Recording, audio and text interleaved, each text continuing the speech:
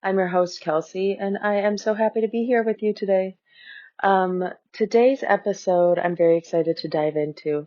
But before we get to that, I wanted to talk about a movie I was watching earlier this week, and it was a movie I had watched a lot in my childhood, but then hadn't watched it at all until just the other day, and I was like, oh my gosh, this is crazy. Blast from the past.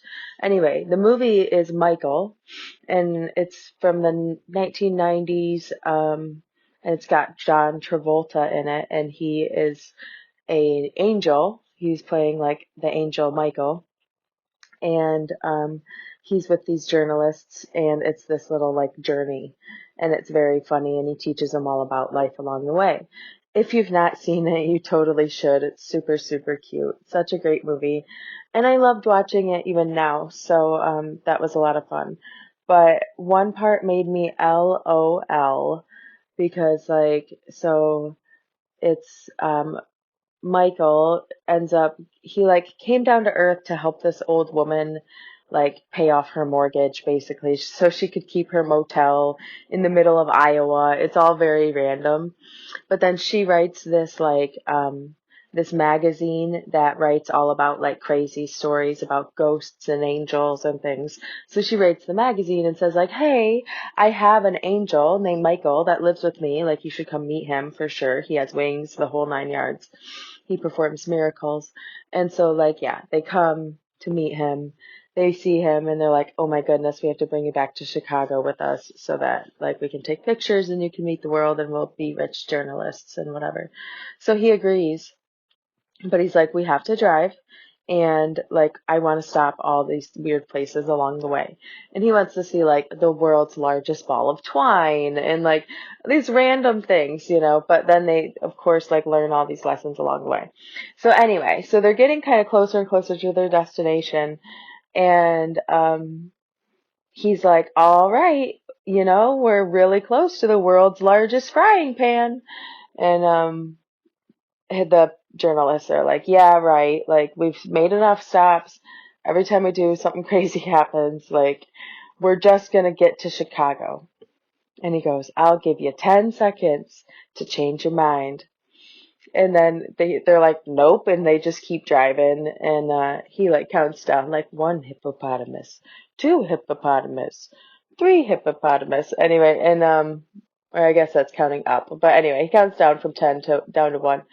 And when he gets down to 1, their tire blows, and then like of course they have to come to a stop and da da da da da, and that comes with all of its own things. But I just laughed so hard because it's so funny, because that seems to be the theme of life. Very often we're kind of given nudges or signs like we need to take a detour in the path, and we're like, the logical mind is like, nope, we're just going to keep to the logical path. But the intuition or the spirit is going, we're going to take a little detour. I need you to go this way. And then our ego is like, nope, we're going to keep going straight. And then it's like, well, I'll give you a couple more warnings, but if you don't, something else is going to happen, and it's going to cause you some other problems in your path. So again, with the blown tire and then that causing a whole other slew of issues.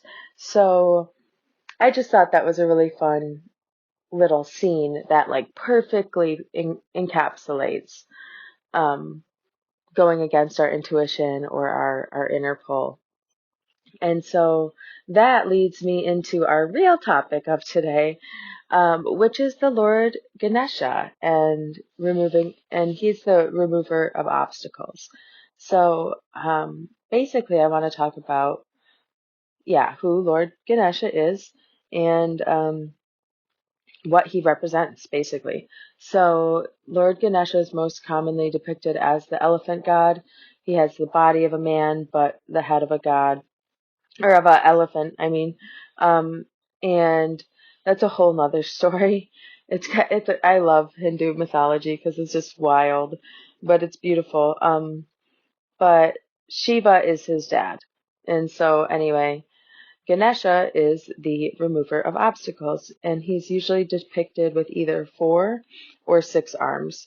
Usually 4, but I prefer the six-handed one because it offers a little bit more juice to the squeeze, I suppose.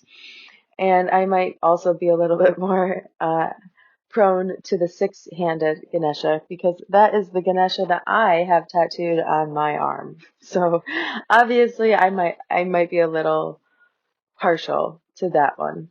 Um, and yeah, I mean, in Hinduism and in India, there are hundreds of different gods, but I found it very interesting that people in families typically would kind of like latch on to one specific god for their family that they really pulled on or relied on or like gave more attention to or called more energy upon. Um, and I thought that was really neat because it was very unique to each person. And it's like all the God energy is great energy. So it's like there's no wrong choice, but there's so many different aspects to our good energy, whether it be removing obstacles or it be fortune or it be purity of heart or it be femininity or masculinity or um, disillusioning people, like burning fear and burning illusions away to reveal the truth as Kali does. There's all these just different beautiful aspects to represent all the different beautiful aspects of people. So, and of like the world and nature as a whole. So I think that's really beautiful. But anyway, so upon my journeys, I really latched on to Lord Ganesha. I loved his story, and I loved the whole idea of him being the remover of obstacles. I guess I felt I had a lot of obstacles, but I always got through them very, very like great, but it was never planned. Like I never knew how it was going to happen. I was just like, whatever, it's just going to work out great, and it would, or what, like it would just work out in ways I could have never dreamed of. So. But that's what happens when you are in flow anyway. So, so let's dive into Ganesha and how we can kind of call upon him and the remover of obstacles to help us in our life. And let me also note, this is kind of not often talked about, but Ganesha is the remover of obstacles, but he's also the placer of obstacles. So kind of like my Michael scene earlier, like he can also place obstacles in our way to redirect us to our highest good. So we also need to remember that when we are coming across obstacles that sometimes it's truly just an obstacle you need assistance with, and sometimes the obstacle is the message. It is the teaching. So we need to be aware of that, and if we're aware of that, that can help us a lot through our life journey as things arise. So let's dive into the six arms and what he's holding and doing in each hand, and what that represents and how that can help us. So in the first arm, we have the axe. He's holding an axe in this hand. And this represents detachment. It represents cutting through our ego, cutting through any confusion or disillusionment. Um, it's cutting through anything that is no longer serving us or is holding us back. The axe is very unforgiving. It's very final, and it's very much about detachment, which I believe we've covered in here in this podcast quite a bit. But yeah, we always must walk through the world with detachment. This is also a Buddhist practice. I love this because detachment does carry throughout many different religions, and people constantly, sages, I guess, have constantly said, we must move with detachment because everything's changing. And as we see the changing nature of life, it's true, nothing is ours. We come with nothing, we leave with nothing. We have to be detached. We can love, but we have to understand that we own nothing. Nothing is necessarily owed to us, and we must move through the world with grace, knowing that. So that is number one. The second one is his right hand, and this is actually a mudra, so he's not holding anything in his hand, but it's his hand just like facing palm, out, and all the fingers relaxed, like just facing up, and the thumb up as well. And this is the Abhaya Mudra. This mudra is for protection, or it symbolizes protection, removal of fear, because you know that you're protected, divine grace, divine light, whatever you want to call it. It represents basically connecting to that source energy and our divine light protection because of that. So again, just kind of calling upon that within our own life. Um, Anytime that something might feel fearful, just knowing that, and fear can be very sneaky. It can be a very sneaky thing, especially with the news and media and whatever. It's pretty crazy, you guys. I don't watch the news really because it is wild. Um, I've never really been a fan of watching the news. I've known that it's just all scripts and fear mongering for a very, very long time. And so I choose not to have that be part of my reality. Now, do I still need to keep up to date with some certain things? Yes, probably. But like honestly, my life is totally fine not. So like that's okay, I can know some things, but also like all the things that are happening, it's very kind of the important stuff bleeds through, I guess, is what I'm saying. And so fear can just kind of trickle in, and it might not even feel like necessarily like fear at first, but it might come up for you as like anxiety or depression, or um just not engaging in your own life. It can mean you feel always like you're rushed, or that you have a hard time sleeping. Like fear can come up in a lot of different ways.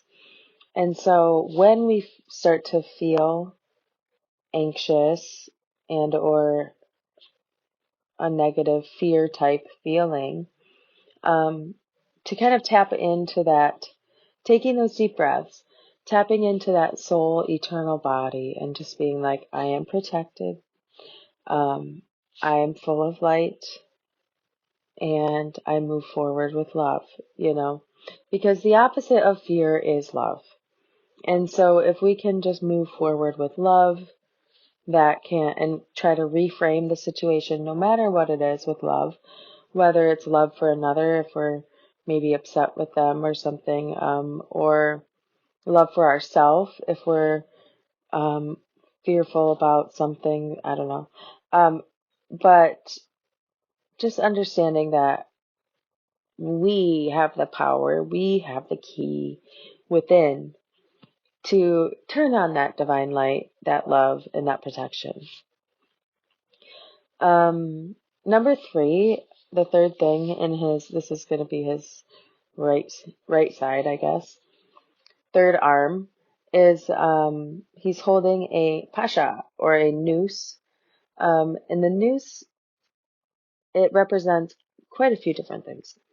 Um, it can represent attachment to the material world and the bonds that we have to the world that we must control, or like keep under wraps.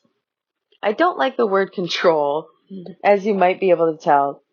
I think sometimes yogic terms and yogic translations can use the word control almost too much, to the point of like, I wonder if it's just more of like a man's verbiage than a woman's, because control is such a masculine word. It's very non-feminine to control, it's not being within your feminine to be controlling, I feel. Not that, like, I don't know. I don't want to offend anyone, but whatever.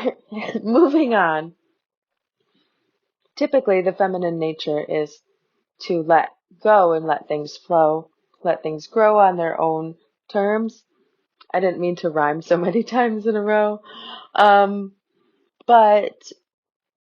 yeah, so I don't like the word control here, but I like the idea of watching it or keeping an eye on it. I feel like that's a lighter way of using the word control. So keeping an eye on our attachments and our how much we're bonded to the world, and just kind of keeping an eye on that. The news can also has also been said that it can capture negative energy within our lives and remove it for us. So the news is not all bad. So again, this is another just symbol that like you can call upon this energy yourself and ask for these things of the universe, and the universe will provide. I promise you that. I've done these practices enough to know that it'll work. So just go for it. So number 4, so now we're moving to like his left side. So this would be his top hand. He has a cobra in this hand. One, again, there's many symbolizations here, and that's again what I love about the multi-layeredness of all of this. One, it represents his lineage to Shiva, his father. And then also, it's kind of a symbol of like mastery over fears and desires. So the cobra is kind of like fast and agile, and he's holding it as a snake tamer or master. And so, again, we must like kind of watch our own fears and desires and not let them run our lives. You know, we can't be reacting to the cobra. We have to be in control of the cobra. Again, here's the word control coming up. But it's true, you know, we cannot be moving through our life in fear, or else we'll still just get fearful results back, because the world is but a mirror to what is going on within. And so if you are running through life manic and like in a panic of who knows what is going to happen next and da da da, like that's what you're going to create more of that in your life. Versus if you're walking through life calm, centered, grounded, at ease, you will create obviously more of that in your 3D world around you. So this is where it's very important to take action, you know. And this is what I also love about Hinduism, is that none of this is passive, you know. None of what I've talked about is me saying, call upon Lord Ganesha and he's going to come in and fix everything in your life. Like, that's not what I'm saying at all. And if that's what you're hearing, then you might need to rewind. But what I am saying is that what we're doing here is calling upon these energies, understanding these symbols, and also understanding that these energies are energies that lie within us already. And so by calling upon them, we are not bringing them from an outside source in. We are accessing them from within and bringing them outwardly through our own self, through our own light. We are solving our own issues with the strength of the persona or the idea or the energy of Lord Ganesha. You know, it almost allows you to embody that energy and move forward with that energy and thus get different results because you're letting go of ego. So it's a very interactive thing that we're doing here. It has nothing to do with something coming to save you. It has everything to do with you removing your own obstacles.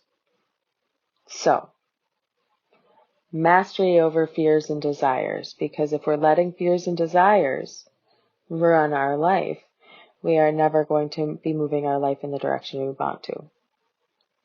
Also, our desires, mastery over our desires. It's a big one, because if you have ever seen or had a teenage girl, you know that desires never stop if they don't go unchecked. I say this from experience of seeing many of them and being one myself at one point and going through having one again now. Desires are endless, you know. And I have younger children too. It's not just teenagers that this happens to. It also happens to adults. Anyway, but even my younger kids, they'll like want a toy or a thing or whatever, and then they have it. They're enamored with it for a day or two, and then it's just a toy in the toy box.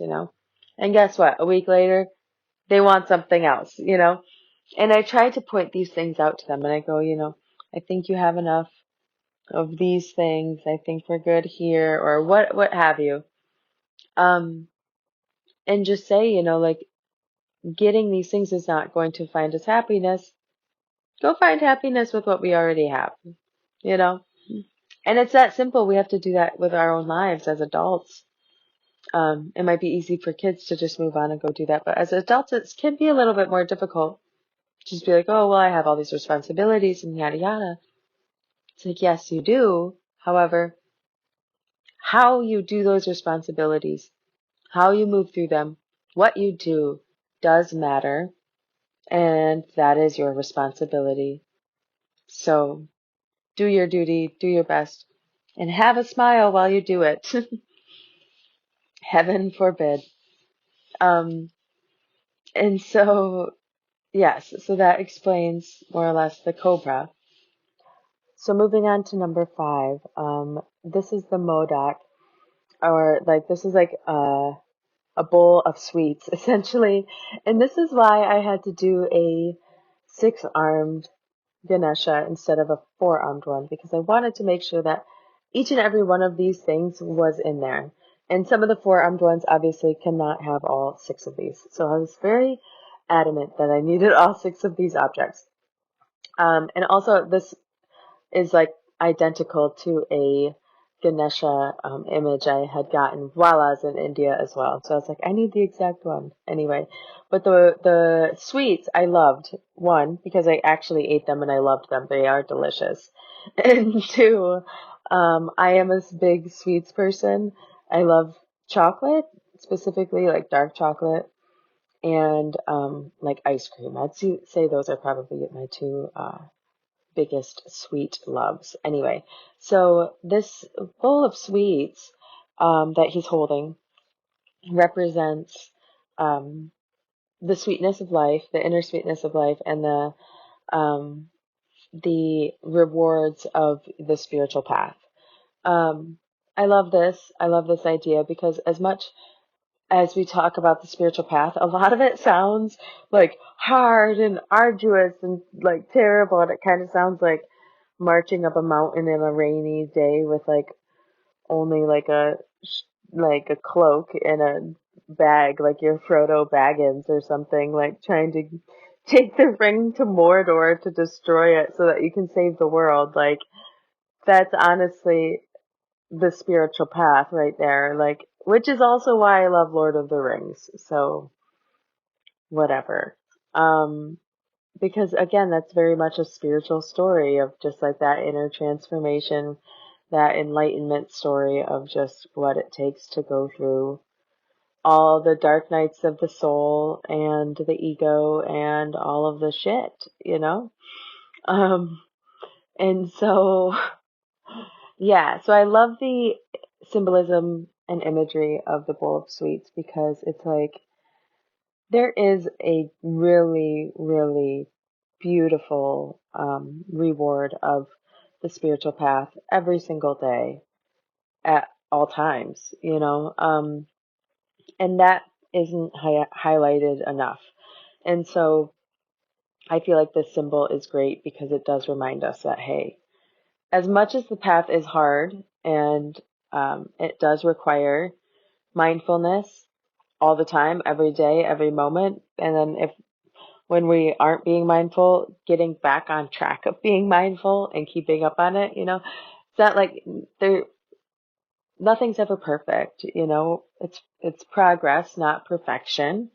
And it's just, yeah, catching ourselves when we're acting out of alignment or just not in the best way, or the kindest way, or the way that's of the highest good for everyone involved.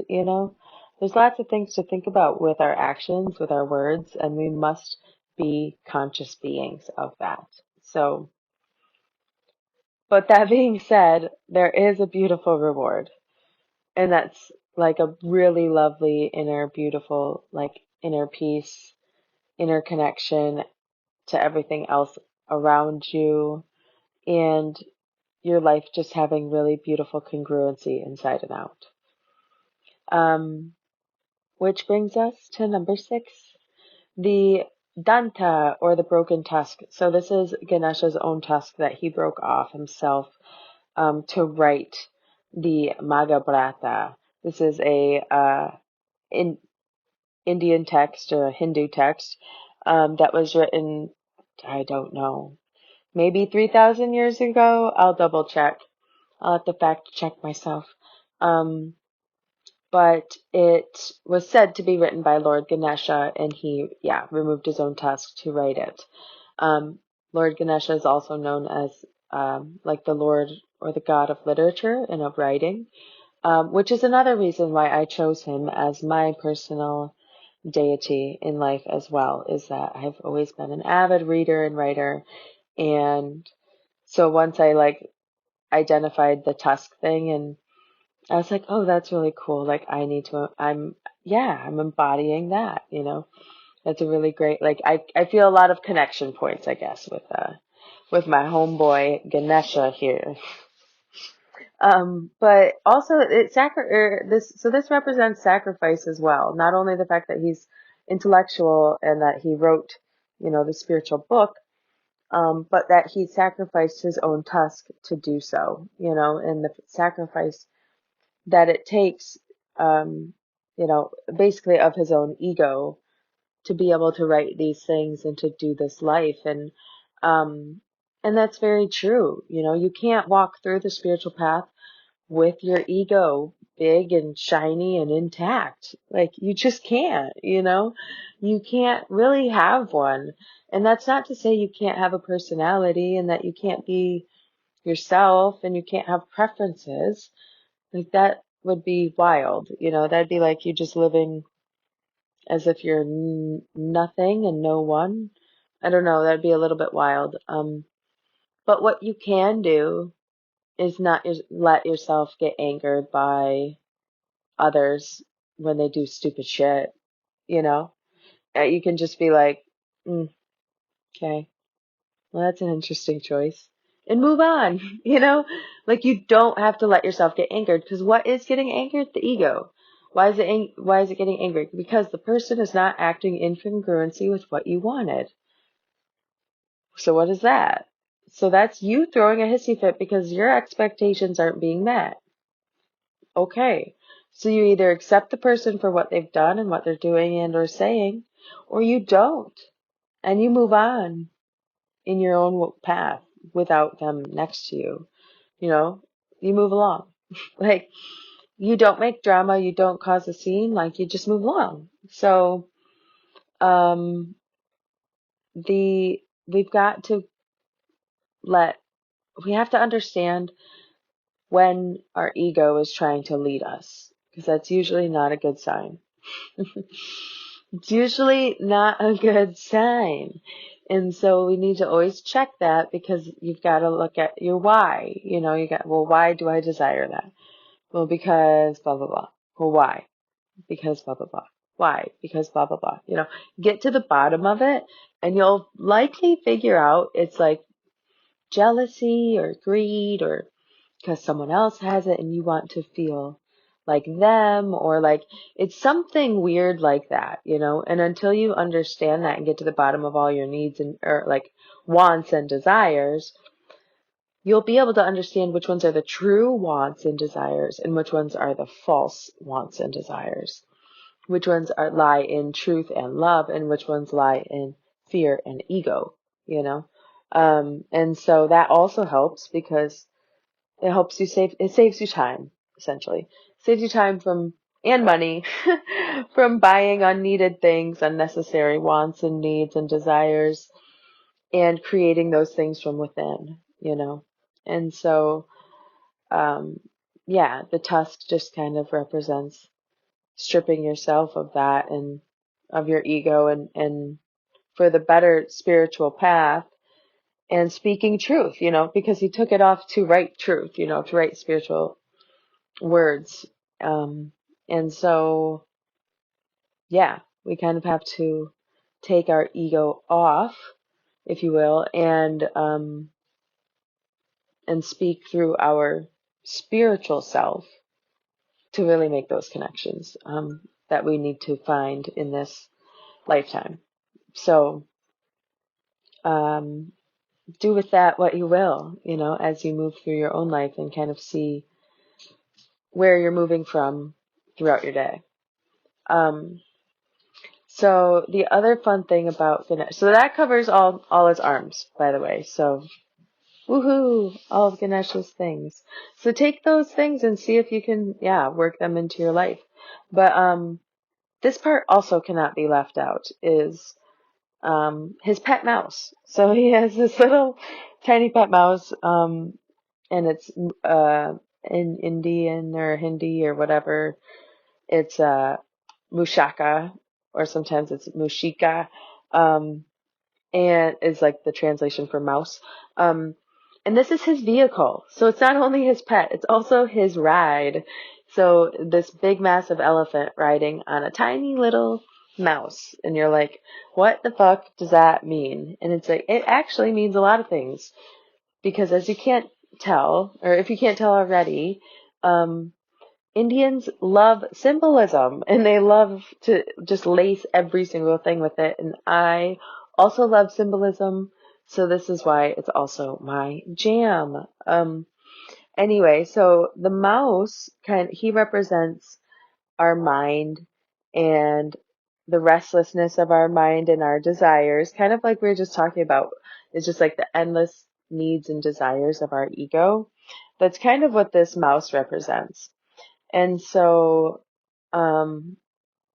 Ganesha having this pet mouse that's his vehicle represents like taming us, basically us taming the mind, taming the mouse, and having the wisdom and the control.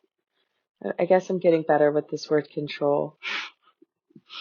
Uh, um, to master our ego and our wants and desires and have that discernment within of where something's coming from and when something's a good thing to go after and when it's not a good thing to go after.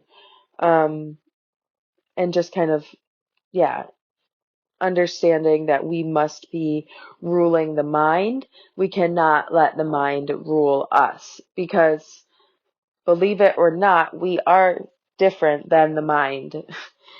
Um, I love the saying, like, and I don't even know if this is a saying or if I made this up, but we can observe. I don't think I made it up, but maybe I did. I don't know. Quote. Let's see. I'll Google it later. But anyway, it's something along the lines of you can observe the mind, therefore you're beyond it. And I love that because it's so simple. A very simple way to state it. But it's like if we were the mind, you wouldn't be able to be removed from it to observe it.